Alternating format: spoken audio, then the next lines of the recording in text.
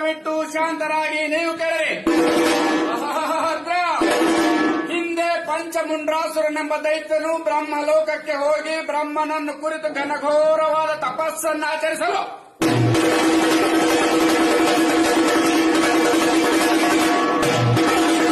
ಅವನ ತಪಸ್ಸಿಗೆ ಮೆಚ್ಚಿದ ಬ್ರಹ್ಮನು ಪ್ರತ್ಯಕ್ಷನಾಗಿ ಮೈ ಪಂಚಮುಂಡ್ರಾಸುರನೇ ನಿನ್ನಿಚ್ಛೆ ಏನೆಂದು ಕೇಳಲಾಗಿ ಆಗ ಪಂಚಮುಂಡ್ರಾಸುರನು ಹೇ ದೇವ ದಯಾನಿಧಿ, ಜಗತ್ತಿನಲ್ಲಿ ದೇವಾನು ದೇವತೆಗಳಿಂದಾಗಲಿ ಅಷ್ಟದಿಕ್ಪಾಲಕರಿಂದಾಗಲಿ ನರರಿಂದಾಗಲಿ ಅಸುರರಿಂದಾಗಲಿ ಯಾರಿಂದಲೂ ನನಗೆ ಮರಣವು ಬಾರದಂತೆ ವರವನ್ನು ದಯಪಾಲಿಸಬೇಕು ದೇವಾನು ಪಾಲಕರಲ್ಲ.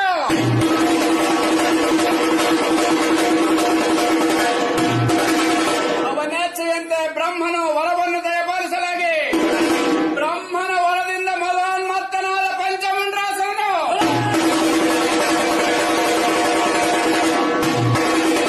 ದೇವಾನು ದೇವತೆಗಳಿಗೂ ಅಷ್ಟದಿಕ್ಪಾಲಕರುಗಳಿಗೂ ಮರಣ ಸದೃಶ ಕಷ್ಟವನ್ನು ಕೊಡಲಾರಂಭಿಸಿದರು.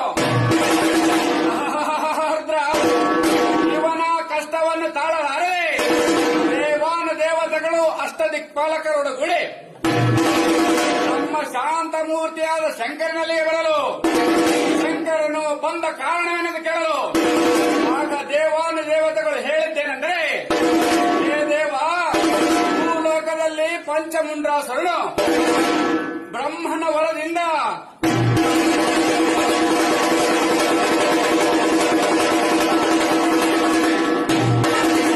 ಮದೋನ್ಮತ್ತರಾಗಿ ನಮಗೆ ಮರಣ ಸದೃಶವಾದ ಕಷ್ಟವನ್ನು ಕೊಡಹತ್ತಿರುವನು.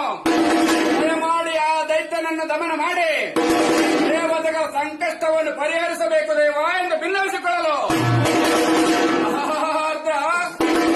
ಆಗ ಶಂಕರನು ದೇವಾನು ದೇವತೆಗಳನ್ನು ಅಷ್ಟದಿಕ್ಪಾಲಕರುಗಳನ್ನು ಹಿಂದಿರುಗಿಸಿ ನಾನು ಜಂಗಮ ವೇಷವನ್ನು ಧರಿಸಿಕೊಂಡು ಭೂಲೋಕಕ್ಕೆ ಬರುತ್ತಿರುವಾಗ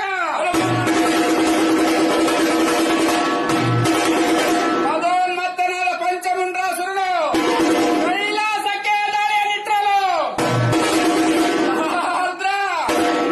ಆಗ ಶಂಕರನು ಕೋಪಾರೂಢನಾಗಿ ಇಡೀ ಭೂಮಂಡಲವನ್ನೇ ಭೋ ಎಂದು ಚಪ್ಪರಿಸಿ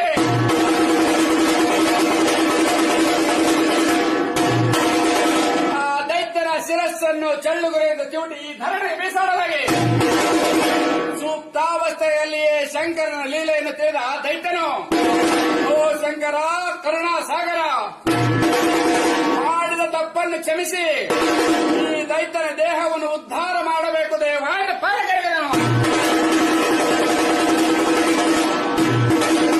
ಆಗ ಶಂಕರನು ಆ ದೈತ್ಯನ ತಲೆ ಪರಟೆಯನ್ನೇ ತೆಗೆದು ಗುಗ್ಗುಳದ ಕೊಡವನ್ನಾಗಿ ಮಾಡಿದನು.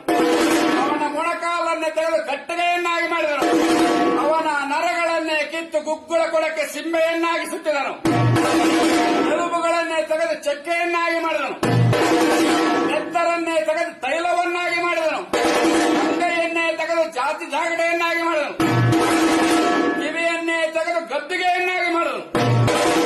ಹೆಬ್ಬೆರಳನ್ನೇ ತೆಗೆದು ಶಸ್ತ್ರವನ್ನಾಗಿ ಮಾಡಿದನು.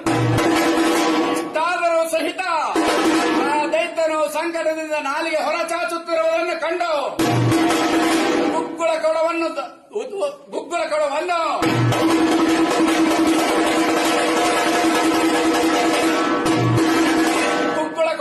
ಪುಟವನ್ನಾಗಿ ಮಾಡಿದನಪ್ಪ ದೇವ. ಅಂದಿನಿಂದ ಗುಗ್ಗುಳ ಕೊಡವು ನಿರ್ಮಾಣವಾಯಿತು ದೇವ. ರುದ್ರಕಾಳಿಯ ರಮಣ, ನಿನ್ನ ಪವಾಡವು ಅಂದಿಗುಂಟು ಇಂದಿಗಿಲ್ಲ, ಇವತ್ತಿಗಾದರೂ ಇಲ್ಲ ಎಂದು ಹೇಳುವ ನೀಚ ಕುಲ ಶತದ್ರೋಹಿಗಳಿಗೆ ನೀನೇ ಕಂಡ ಕಡೆ